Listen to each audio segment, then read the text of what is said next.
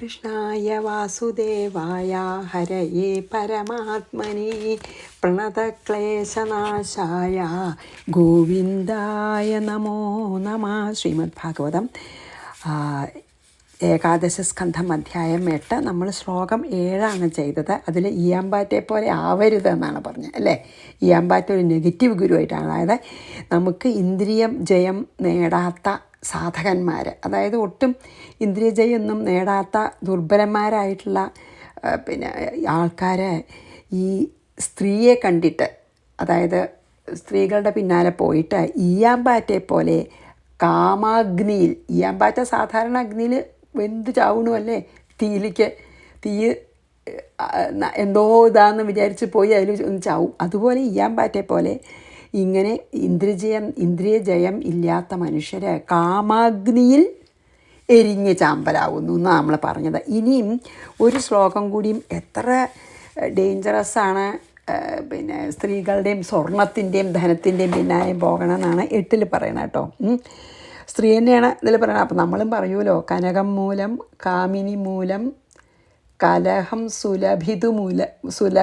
സുലഭം ഉലകിൽ അല്ലേ, അങ്ങനെ ഉണ്ടല്ലോ. എന്താണ് എനിക്ക് ഓർമ്മയില്ല.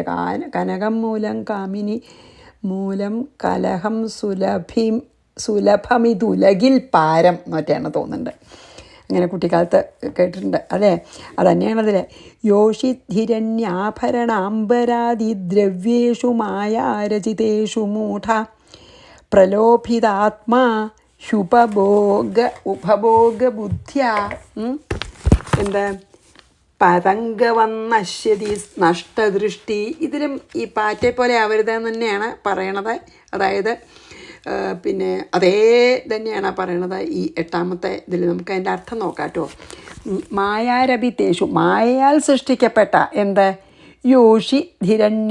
യോഷിധിരണ്യാഭരണ ആസരാദി ദ്രവ്യേഷു, അതായത് സ്ത്രീ, സ്വർണം, ആഭരണം, വസ്ത്രം, ഇങ്ങനത്തെ ഈ വളരെ ഭൗതികമായിട്ടുള്ള അല്ലെങ്കിൽ ഇന്ദ്രിയ സുഖത്തിന് വേണ്ടിയിട്ട് ഈ സ്ത്രീകളുടെ പിന്നാലെ, ഇപ്പോൾ ഒരു സ്ത്രീ എന്നല്ല എല്ലാ സ്ത്രീകളുടെയും പിന്നാലെ പോവുക, ധനത്തിന് വേണ്ടി അങ്ങേയറ്റം സത്യം കൂടി മറന്ന് ധനത്തിന് വേണ്ടി ശ്രമിക്കുക, വസ്ത്രങ്ങൾ, അങ്ങനെ ഇതെല്ലാം പോണ സാധനങ്ങൾ, നശിച്ചു പോണ സാധനങ്ങളെ പിന്നാലെ പോണേനെയാണ് പറയണത് കേട്ടോ. അത് ശരിക്കും അത് തന്നെയാണ്. കനകം മൂലം കാമിനി മൂലം കലഹം സുലഭമിതുലകിൽ അല്ലേ, പാരം എന്നോ അങ്ങനെ എന്തോ ആണ്.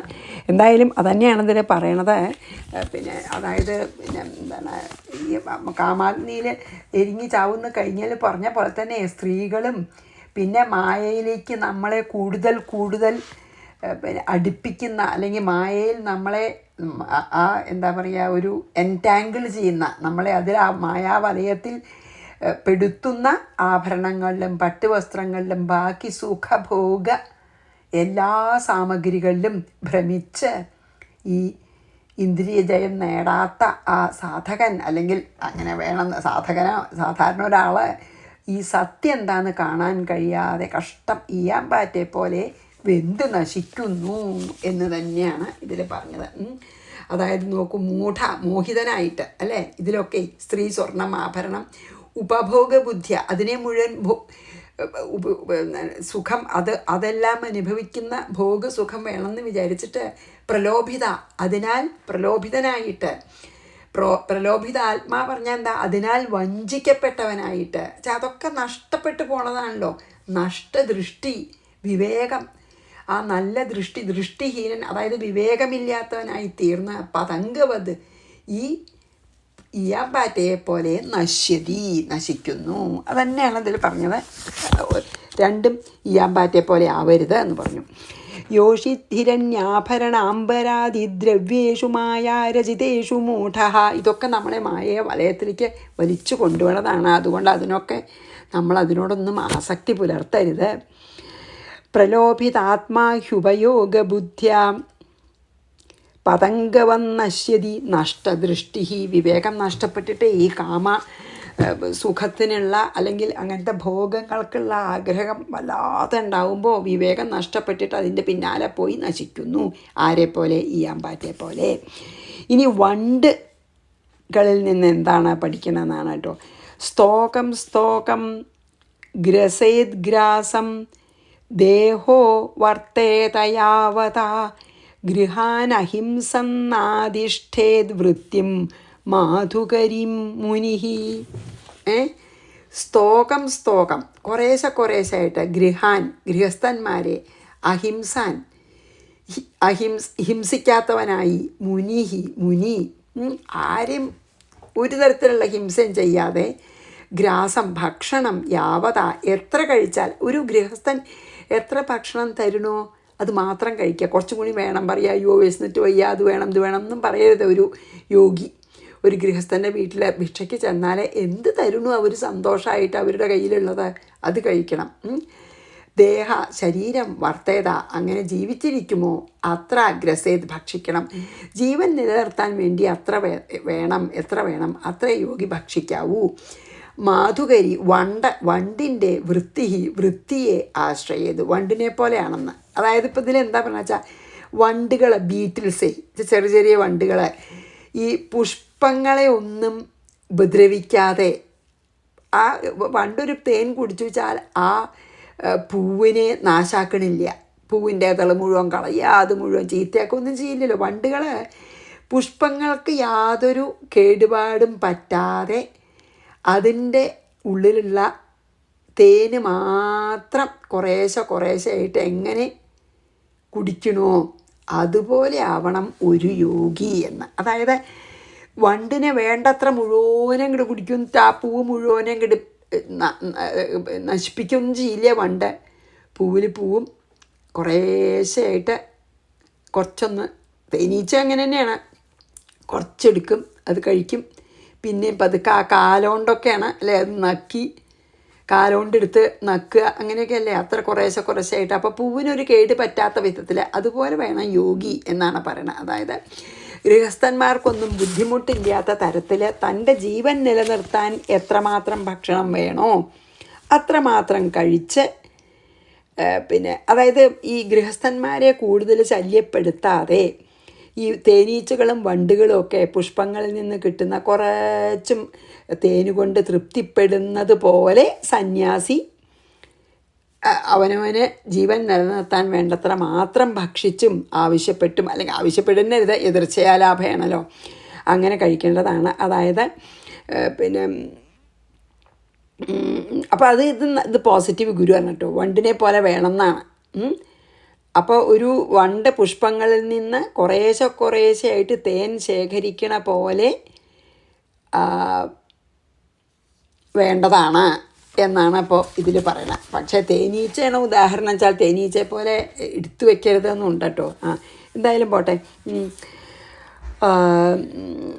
അതായത് ദേഹം നിലനിൽക്കാൻ വേണ്ടത്ര ഭക്ഷണം മാത്രമേ ഒരു വണ്ടിനെ പോലെ സ്വീകരിക്കാവൂ. അതാണ് അതിനൊന്നും വണ്ട് എന്ന് വെച്ചാൽ പുഷ്പത്തിൻ്റെ ആ വളരെ സോഫ്റ്റായിട്ടുള്ള എന്താ പറയുക പുഷ്പദളങ്ങളെ ഒന്നും വേദനിപ്പിക്കാതെയാണല്ലോ കുറച്ച് തേന് കുടിക്കണം. അല്ലാതെ അത് തന്നെ ഇരുന്ന് അതുകൊണ്ട് കേട്ടോ ഈ വണ്ടുകൾ അങ്ങനെ ഒരു കഥ ഉണ്ട്. അത് ശരിയാണോ എന്ന് വെച്ചാൽ ഈ പൂവിൻ്റെ താമരയുടെയൊക്കെ ഉള്ളിൽ ഇരുന്നിട്ട് ഇങ്ങനെ പതുക്കെ കുടിച്ചിട്ടേ അവസാനം രാത്രി താമര അടയുമ്പോൾ അതിൻ്റെ ഉള്ളിൽ മരിക്കും. അങ്ങനെയും അതിനോടുള്ള ആസക്തി വണ്ടിന് പൂവിനോടുള്ള ആസക്തി കാരണം രാത്രിയാകുമ്പോഴും അവിടുന്ന് പോരാതെ രാത്രി കൂമ്പൂലോ താമരയൊക്കെ, അപ്പോൾ അതിൻ്റെ ഉള്ളിൽ നശിക്കാം. അപ്പോൾ അതിനോട് ആസക്തി അരുതെന്നും അങ്ങനെ ഒരു ഇതുണ്ട് കേട്ടോ ഇതിൽ. എന്താണ് വണ്ടും തേനീച്ചയും മധു കുടിക്കുന്ന ആളാണ്. അപ്പോൾ വണ്ടെന്നും പറയാം തേനീച്ച എന്നും പറയാം. അപ്പോൾ വണ്ടിനെ പറയുമ്പോൾ നമുക്ക് അതും കൂടിയും പറയണം. അത് തന്നെ ഇരുന്നിട്ട് ഒരു യോഗി അതാണ് ഒരു ദിക്കിൽ ഇരിക്കരുത്, അറ്റാച്ച്മെൻ്റ് ആവുമെന്ന് പറയൂലോ. ഗോദോഹനം പശുവിനെ കറക്കണം നേരെ അവിടെ പാടുള്ളൂ പറയൂലോ.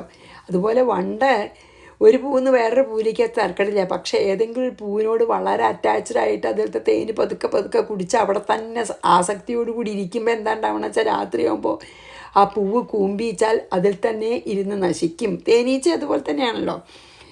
തേന് കുടിച്ച് പൂവച്ചാൽ തിരക്കടില്ല. ആ തേന് മുഴുവൻ ശേഖരിച്ച് അത് പിന്നെ ഒരു തേന് മുഴുവൻ പാവം കൂടുണ്ടാക്കി വെച്ച് അത് ഒരു ദിവസം തേൻ ശേഖരിക്കണ ആൾ വന്ന് കൊണ്ടുപോവുകയും ചെയ്യും. അപ്പം അങ്ങനെ നമ്മൾ ആർക്കും കൊടുക്കാതെ വെക്കരുത് എന്നും വണ്ടുകളെ പോലെ അത്യാസക്തി അരുതെന്നൊക്കെ തിന്ന് പഠിക്കാമെന്ന് പറയാട്ടോ. എനിവേ, സ്തോകം ഗ്രസേദ്ഗ്രാസം ദേഹോ വർത്തേതയാവതാം ഗൃഹാൻ അഹിംസാ തിഷ്ഠേത് വൃത്തിം മാധുകരീം മുനിഹി. അപ്പോൾ വണ്ടിനെ പോലെ ആവണം, ഒരു കാര്യത്തിൽ വണ്ടിനെ പോലെ ആവരുത്, തേനീച്ചയെ പോലെ ആവണം, ഒരു കാര്യത്തിൽ തേനീച്ചയെ പോലെ ആവരുത്. അതായത് വണ്ടും തേനീച്ചയൊക്കെ പോസിറ്റീവ് ആൻഡ് നെഗറ്റീവ് ഗുരുവാണ്. പോസിറ്റീവായിട്ടും അത് കാണിക്കേണ്ട, നമുക്ക് നെഗറ്റീവായിട്ടും കാണിക്കേണ്ട. ഇനി അണുഭ്യശ്ച മഹദ്ഭ്യശ്ച ശാസ്ത്രേഭ്യ കുശലോ നര സർവതസാരമാദ്യാത് പുഷ്പേഭ്യ ഇവ ഷഡ്പദ.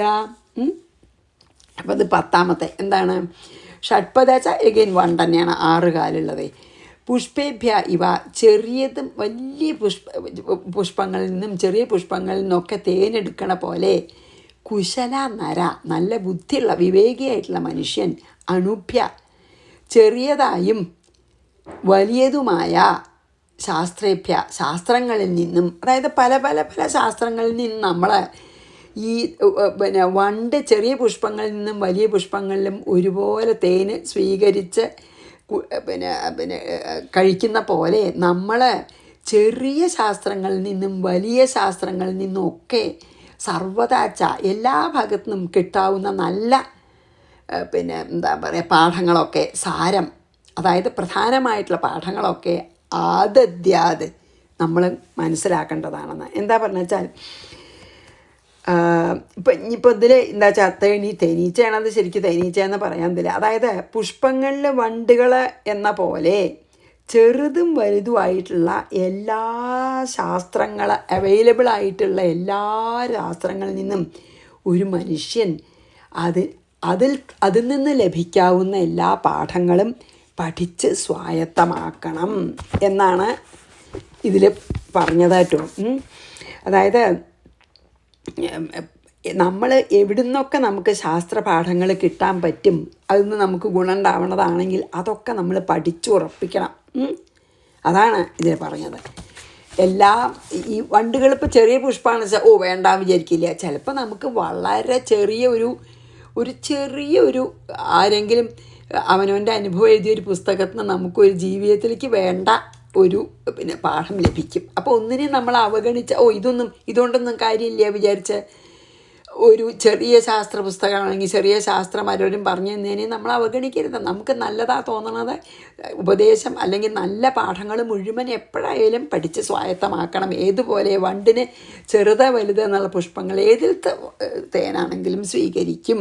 11 സായന്തനം 11ാമത്തെ സായന്തനം ശ്വസ്തനം വാന ഗൃഹീത ഭിക്ഷിതം പാണിപാത്രോദരാമത്രോ മക്ഷികേവ ന സംഗ്രഹി.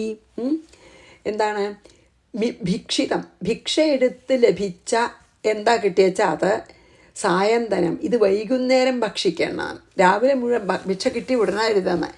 ശ്വസ്തനം ഇത് നാളെ രാവിലെ ഭക്ഷിക്കേണ്ടതാകുന്നു എന്നോ ന സംഗ്രഹീത, അതായത് നമ്മൾ എടുത്ത് വെച്ച് തിന്നാൻ പാടില്ല എന്നാണ്. അതായത് ഭിക്ഷ കിട്ടി രാവിലെ, ഇതിപ്പോൾ കുറച്ച്, അല്ലെങ്കിൽ ഇപ്പോൾ ഒരു ദിക്ക് പോയി ഭിക്ഷ കിട്ടി അത് തിന്നു, വേറൊരു ദിക്ക് പോയി ഭിക്ഷ കിട്ടി ഞാൻ നാളേക്ക് എടുത്തേക്കാം, വൈകുന്നേരത്തേക്ക് എടുത്തേക്കാം, അങ്ങനെ എടുത്ത് വെച്ചിട്ട് നമ്മൾ ശേഖരിക്കണ അതായത് നമ്മളിങ്ങനെ പൊസഷൻസ് അത് വേണം ഇത് വേണം. ഇപ്പോൾ ഭക്ഷണത്തിൻ്റെ കാര്യം ഇപ്പോൾ യോഗിയാവുമ്പോൾ അങ്ങനെ നമ്മൾ പറഞ്ഞു. സാധാരണ നമ്മൾ ഇത് ഞാൻ എടുത്തു വെച്ചതാ, എനിക്ക് പിന്നേക്ക് വേണം, നമ്മളിങ്ങനെ കൂട്ടി വയ്ക്കുമല്ലോ. അതായത് നമ്മളിങ്ങനെ പൊസഷൻ, നമുക്കത് എൻ്റെയാണെന്ന് പറഞ്ഞ് എല്ലാം വാരി കൂട്ടി വെക്കണത് പാടില്ല എന്നാണ് അർത്ഥം. പാണിപാത്രം, അതായത് സ്വന്തം കയ്യിൽ കൊള്ളണതേ കഴിക്കാവൂ. സ്വന്തം കരങ്ങളെ എന്താക്കണം? ഭിക്ഷാപാത്രം ആക്കണം. അപ്പോൾ അത്രയല്ലേ മേടിക്കുള്ളൂ. ഉദാരമത്രഹ, ഭിക്ഷ എടുത്ത് കിട്ടുന്നത് നമ്മുടെ ഉദരത്തിൽ മാത്രമേ സൂക്ഷിക്കാവൂ എന്നാണ്. ഉദരത്തിൽ മാത്രമേ, ഉദരാമത്ര എന്നാണ്, ഉദാരാന്നല്ലോ തെറ്റിയിട്ടാണ് അടിച്ചത്. ഉദരാമത്രഹ, ഉദരത്തിൽ, അതായത് കയ്യിൽ കൊള്ളണതേ ഒരാളോട് മേടിക്കാവൂ. അപ്പോൾ അത്രയല്ലേ മേടിക്കുള്ളൂ.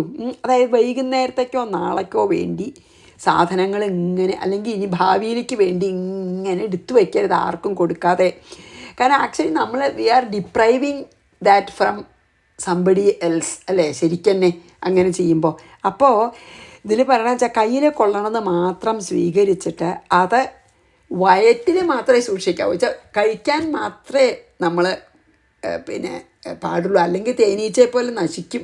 തേനീച്ച എങ്ങനെ പാവം കിട്ടിയതൊന്നും കഴിക്കാതെ കൂട്ടിക്കൊണ്ടുപോയി വെച്ച് കുറച്ച് അത്യാവശ്യം ജീവൻ തന്നെ കുറച്ചേ കഴിക്കുള്ളൂ. ബാക്കി മുഴുവൻ പാവം തേനീച്ച കൂട്ടി വെച്ചിട്ട് അവസാനം ഒരു ദിവസം എന്താ ഉണ്ടാവുക, തേൻ കളക്ട് ചെയ്യണ ഒരാൾ വന്ന് അത് കൂട് മുഴുവൻ പിഴിഞ്ഞ് അനവധി തേനീച്ചകൾ ചാവുകയും ചെയ്യും.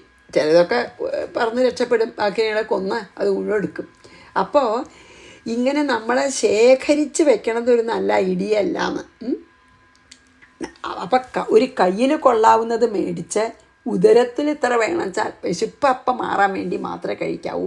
അപ്പോൾ അത് നമ്മളോടൊക്കെ ഉള്ള വലിയ ഉപദേശമാണ് കേട്ടോ. എന്താ വെച്ചാൽ ഇങ്ങനെ എൻ്റെ ആണ് പറഞ്ഞ് നമ്മളിങ്ങനെ കൂട്ടി വയ്ക്കുമല്ലോ. എന്നിട്ട് എന്താ നമ്മൾ ഒരു ദിവസം അങ്ങോട്ട് മരിച്ചു പോയാൽ കഴിഞ്ഞില്ലേ, ശ്വാസം നിന്ന് കഴിഞ്ഞാൽ പിന്നെ അതൊന്നും. അപ്പോൾ അതൊക്കെ വളരെ നല്ല പാഠങ്ങളാണ്. നമുക്കും ഇതൊക്കെയാണ് പഠിച്ചതെന്ന് പറയാനല്ലോ. അതായത് ഈ തേനീച്ചകൾ തേൻ സംഭരിച്ച് വെക്കണ പോലെ ഒരു യോഗി നാളേക്ക് വേണ്ടി ഒന്നും സംഭരിച്ച് വെക്കാൻ പാടില്ല. അങ്ങനെ സംഭരിച്ച് വെച്ചാൽ എന്താ ഉണ്ടാവുക, തേനീച്ചകളെ പോലെ തേന് കളക്ട് ചെയ്യാൻ വരുന്ന ആളെ തേനീച്ചകളെ കൊല്ലണ പോലെ അതാരെങ്കിലും അത് കിട്ടാൻ വേണ്ടിയിട്ട് നമ്മളെ കൊല്ലേ തേനീച്ചകളെ പോലെ സ്വയം നശിക്കേണ്ടി വരും എന്നാണ് പറയണത്. അതായത് ഒന്നും നമ്മൾ ആവശ്യത്തിന് മാത്രമേ നമ്മൾ സാധനങ്ങൾ വാങ്ങേ അല്ലെങ്കിൽ ദാനമായിട്ട് തന്നാലും നമ്മൾ സ്വീകരിക്കേ, വേണമെങ്കിലും വേണ്ടത് മാത്രമേ പാടുള്ളൂ എന്നൊക്കെ പണ്ടത്തെ തലമുറയിലൊക്കെ കുറേയൊക്കെ അങ്ങനെയായിരുന്നു അല്ലേ. നമ്മൾ ഇപ്പോഴാണ് നമ്മൾ കൂടുതൽ ഒരു കൂട്ടി വെച്ച് നമുക്ക് ഇപ്പം ഇവിടെ എന്താണ് സാധാരണ കുട്ടികളൊക്കെ പഠിക്കാൻ പോയി കഴിഞ്ഞാൽ ഇവിടെയൊക്കെ അങ്ങനെ ഉണ്ട്. എന്താ പറയുക, ഡൗൺ സൈസ് ചെയ്യുക എന്ന് പറയും. വലിയ വീട്ടിൽ നിന്ന് ചെറിയ വീട്ടിലേക്ക് മാറാൻ കാരണം മാനേജ് ചെയ്യാൻ പറ്റില്ല. നാട്ടിലത്തെ പോലെ അങ്ങനെ നമുക്കങ്ങനെ സെർവൻറ്റ് ഹെൽപ്പൊക്കെ ഇവിടെ മെയ്ഡ്സൊക്കെ വളരെ എക്സ്പെൻസീവാണ്. അങ്ങനത്തെ ഹെൽപ്പ് കിട്ടാൻ വിഷമമാണ്. അപ്പോൾ ഡൗൺ സൈസ് ചെയ്യുക എന്ന് പറയും. വലിയ വീട്ടിൽ നിന്ന് ചെറിയ വീട്ടിലേക്ക് മാറുമ്പോഴാണ് നമ്മൾ മനസ്സിലാവുക കഷ്ടം എന്തുമാത്രം സാധനങ്ങൾ നമ്മൾ അനവധി കൊല്ലം കൊണ്ട് ഇത് വേണ്ടിയിരുന്ന് വിചാരിച്ചെടുത്ത് വയ്ക്കും, ഒരിക്കലും ഉപയോഗിക്കില്ലേ. അങ്ങനെയൊക്കെ നമ്മൾ പറ്റൂല. അങ്ങനെയൊന്നും ചെയ്യരുത്. ഒരു യോഗി, അതായത് ഒരു സാധകൻ, അതായത് ബ്രഹ്മാനുഭവം അല്ലെങ്കിൽ ആത്മസാക്ഷാത്കാരം ലക്ഷ്യമായിട്ടുള്ള ഒരാൾ ഇതൊന്നും ചെയ്യരുതെന്ന് ഉറപ്പാണ്. സാധാരണക്കാർ ചെയ്യരുതെന്നാണ് നമ്മളോട് പറയണത്. പക്ഷേ ആത്മസാക്ഷാത്കാരം ആഗ്രഹിക്കുന്ന ഒരു സാധകൻ ഒന്നും ഇങ്ങനെ ശേഖരിച്ച് വയ്ക്കരുത്. അതിന് ഉദാഹരണം തേനീച്ചയാണെന്ന് പറയുകയാണ്. തേനീച്ച തേൻ കൂട്ടി സ്വയം നശിക്കണ പോലെ നമ്മൾ നശിക്കും എന്ന് പറയണം കേട്ടോ. സായന്തനം ശ്വസ്തനം വാന സംഗൃഹീത ഭിക്ഷിതം ഉദരാമാത്രം ആ ഉദരത്തിലേക്ക് മാത്രമുള്ളതേ സ്വീകരിക്കാവൂ ഒരു യോഗി, അതായത് കയ്യിലേക്ക് കിട്ടുന്നത്. മക്ഷികേവന സംഗ്രഹി, മക്ഷികം ചെന്താ തേനീച്ചയെ പോലെ അങ്ങനെ എടുത്തു വയ്ക്കരുത്. ഇനി 12 വായിക്കാം. അത് തന്നെ ഒന്നും കൂടിയും പറയണം കേട്ടോ. സായന്തനം ശ്വസ്തനം വാന സംഗൃഹീത ഭിക്ഷുക മക്ഷിക ഇവ സംഗൃഹൻ സഹതേന വിനശ്യതി. അതന്നെ പറയണം.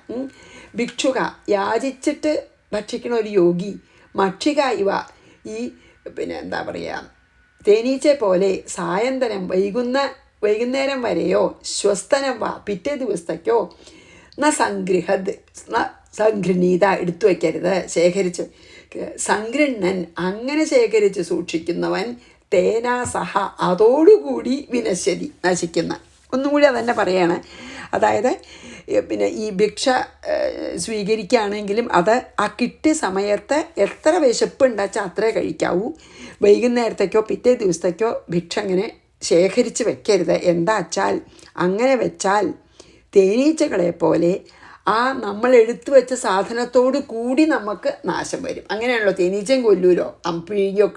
ഈ തേനീച്ച സംഭരിക്കണ ആൾ വരുന്നിട്ട് കൂടിനെ പെട്ടെന്നാണ് ഒരു വാർണിംഗ് ഇല്ലാതെ പെട്ടെന്ന് വന്ന് അങ്ങോട്ട് പിഴിയാൻ തുടങ്ങും. അതിന് വല്ല സാധനങ്ങളും ഉണ്ടാവും, വല്ല മെഷീനും. അപ്പോൾ ഈ കുറച്ച് തേനീച്ചകൾ രക്ഷപ്പെട്ടിരിക്കും, കുറേ തേനീച്ചകൾ ആ തേനോടുകൂടി തേന് പിഴിയണോടുകൂടി ചാവും. അങ്ങനെയാവും എന്ന് പറയുകയാണ്. അപ്പം നമ്മൾ ഒരു കൂട്ടിയേക്കുമ്പോൾ നമ്മുടെ കയ്യിൽ ഉണ്ടെന്ന് കണ്ടാൽ കള്ളന്മാർ വന്ന് അതെടുക്കാൻ വേണ്ടി വരുമ്പോൾ നമ്മൾ ഓഫ് കോഴ്സ് നമ്മൾ പിന്നെ അതിന് എതിരായിട്ട് നിൽക്കുമ്പോൾ നമ്മളെ കൊല്ലുക, അങ്ങനെയൊക്കെ നമ്മൾ ധാരാളം ന്യൂസൊക്കെ കേൾക്കുമല്ലോ. പൈസ ഉണ്ടെന്ന് കേട്ട് അത് കൊള്ളയടിക്കാൻ വരിക. അപ്പം അങ്ങനെ ഒരു ആത്മസാക്ഷാത്കാരം ആഗ്രഹിക്കണ സാധകം എന്തായാലും അതൊന്നും ചെയ്യാൻ പാടില്ല. എന്നാൽ തേനീച്ചകളെ പോലെ അതോടുകൂടി തന്നെ നാശം ഉണ്ടാവും. സായന്തനം ശ്വസ്തനം വാന സംഗൃഹീത ഭിക്ഷുക മക്ഷിക ഇവ സംഗൃഹൻ സഹതേന വിനശ്യതി.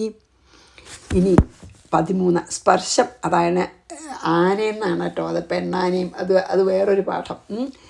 അതും നെഗറ്റീവ് ഗുരുവാണ് കേട്ടോ. പദാപി യുവതിം ഭിക്ഷു ന സ്പൃശേദ്ധാരവീമഭി. അത്ഭുതം തന്നെയല്ലേ. സ്പൃശൻ കരീവ ബധ്യേത കരിണ്യ അംഗസംഗത. എന്താ പറയണറിയോ? ഭിക്ഷു, അതായത് ആത്മസാക്ഷാത്കാരം ആഗ്രഹിക്കുന്ന ഒരു യോഗി, ധാരവീം അഭി, മരത്തിലുള്ള ഒരു സ്ത്രീയുടെ യുവതി, ധാരവീം അഭി യുവതി, മരത്തിൽ കൊത്തിയ ഒരു സ്ത്രീ രൂപത്തെ പോലും അഭി പാദങ്ങളാൽ കൂടി സ്പൃശേത് തുടരുത്. മരം കൊണ്ട് കൊത്തിണ്ടാക്കിയ ഒരു സ്ത്രീ പോലും ഒരു യോഗി സ്പർശിക്കരുത്. സ്പൃശൻ, അങ്ങനെ തൊട്ടാൽ ഏതുപോലെയാവും അറിയാതെ ഈ കാമാസക്തി. അപ്പോൾ വളരെ അടക്കിയിരുന്ന കാമാസക്തി അങ്ങോട്ട് ചിലപ്പോൾ ആ ഇന്ദ്രിയ സുഖത്തിനുള്ള ആഗ്രഹം അങ്ങോട്ട് വർദ്ധിക്കും. അങ്ങനെ ഒരു സ്പർശം ഉണ്ടായാലേ അത് ഏതുപോലെ വെച്ചാൽ കരിണ്യ, പെണ്ണാനയുടെ അംഗസംഗത, അംഗസ്പർശം ചെയ്ത കരി ആണാന പോലെ ബദ്ധനായി ഭവിക്കുന്നു. എന്താണ് ഇതിൽ പറയണ വെച്ചാൽ,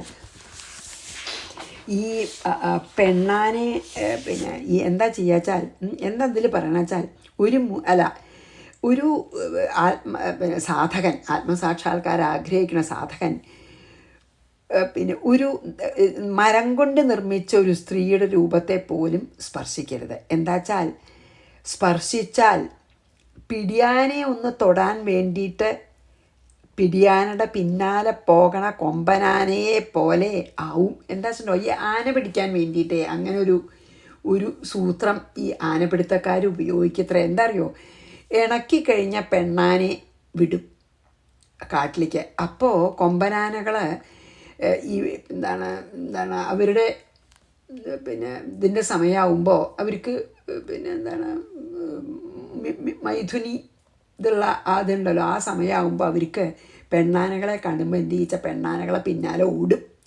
പെണ്ണാനകളെ അടുത്ത് പറഞ്ഞയക്കും ഈ ആനപിടുത്തക്കാരെ, കൊമ്പനാനയുടെ കാട്ടിലത്തെ കൊമ്പനാനയുടെ. അപ്പോൾ കൊമ്പനാനയ്ക്ക് ഈ പെണ്ണാനയെ കാണുമ്പോൾ അപ്പോൾ പിന്നെ അതിന് ഇന്ദ്രിയ സുഖം വേണമെന്ന് തോന്നുമ്പോൾ അതിന് പിന്നാലെ പോകുമ്പോൾ കുഴി കുഴിച്ചിട്ടുണ്ടാവും ആനയെ പിടിക്കാനായിട്ട്. അപ്പോൾ ഈ പിന്നെ പെണ്ണാനയുടെ പിന്നാലെ ഓടുമ്പോൾ കുഴി കുഴിച്ചതൊന്നും ശ്രദ്ധിച്ച് നോക്കാതെ ആനക്കുഴിയിൽ വീഴും.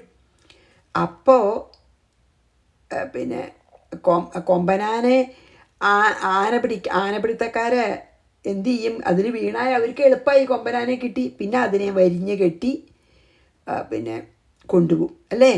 അതുകൊണ്ടാണ് പറയണത് അത്ര പോലും സ്പർശം അരുത് എന്ന് പറയുകയാണ്. അത് വളരെ പിന്നെ എന്താണ് ഡേഞ്ചറസ് ആണെന്ന് പറയുകയാണ്.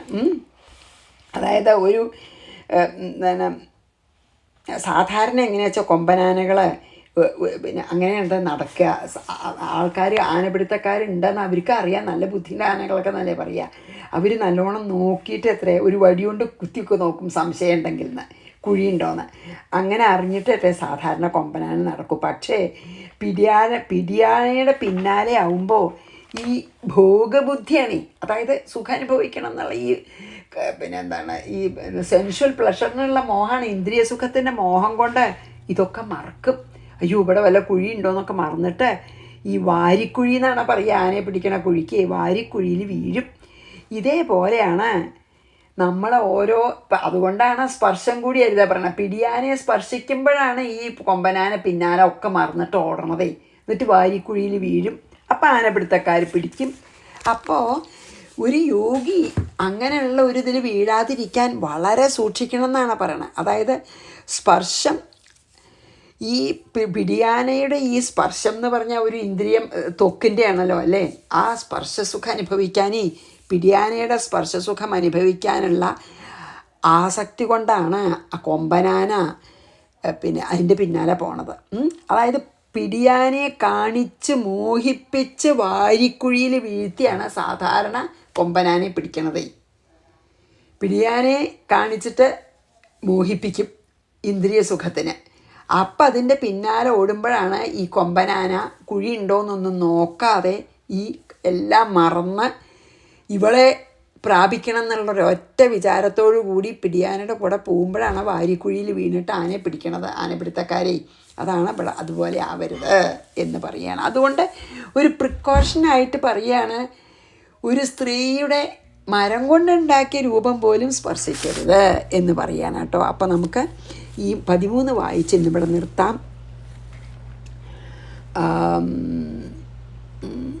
അടുത്തതും കൂടി ആനയുടെയാണ് കേട്ടോ. അത് പക്ഷേ അടുത്ത ദിവസമാവാം.